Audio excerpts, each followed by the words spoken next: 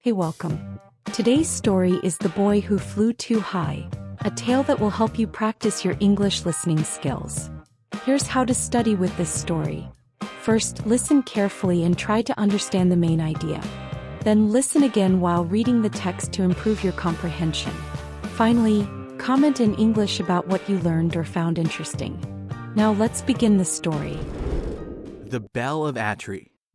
In the old Italian town of Atri, the king bought a fine, large bell and hung it in the marketplace tower. A long rope that reached the ground was attached to the bell.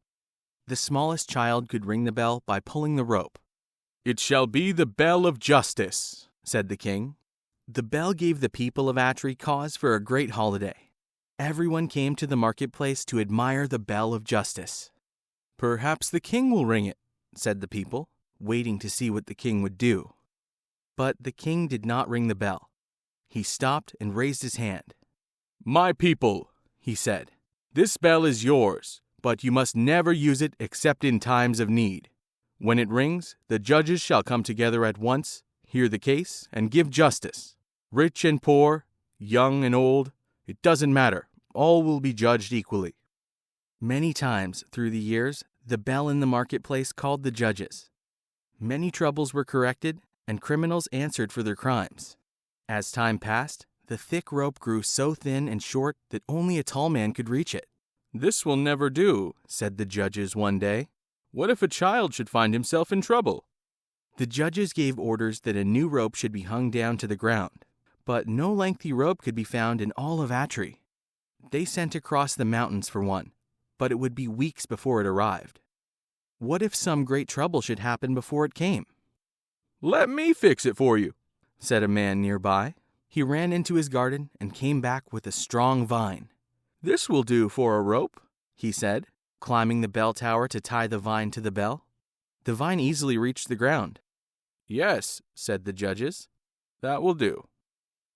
On the hills above the village, there lived a man who had once been a knight, visiting foreign lands and waging battles. His companion through all that time was his loyal horse. As the knight grew older, he sought only gold. He sold all that he had, except his loyal horse.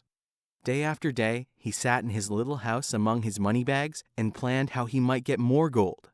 Day after day, the loyal horse stood outside the knight's house, starving and teeth chattering from the cold. "What is the use of keeping an old horse that can't work?" the mean old knight said to himself one morning. "I will turn him out to fend for himself. If he dies of starvation, good riddance." So the brave old horse was turned out among the rocks on the empty hills. He limped weakly, nibbling at rare blades of grass.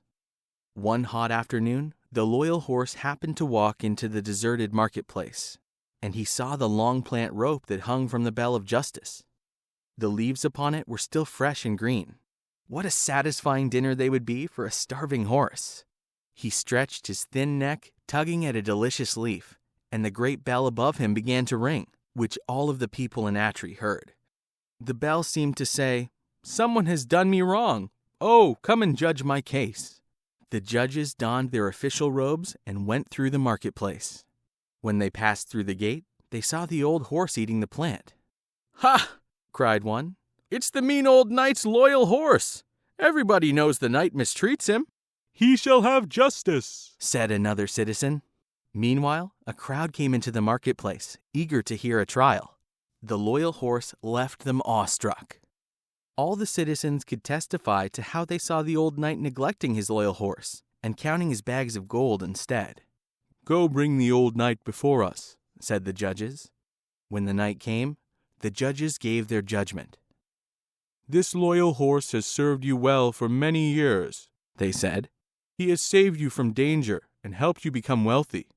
Therefore, we order that 1/2 of all your gold be set aside for your loyal horse. With the money, we can buy a green field for your loyal horse to graze in, and a warm stable to comfort him in his old age." The mean old knight hung his head, angry to have lost his gold. But the people shouted with joy. The loyal horse was led to his new stable and had a dinner fit for a brave and loyal horse. Great job listening. Now it's your turn. Comment in English and tell us what you learned or what you liked most about the story. Make sure to subscribe to the channel and hit the notification bell so you never miss a new story to practice your English listening. See you in the next video.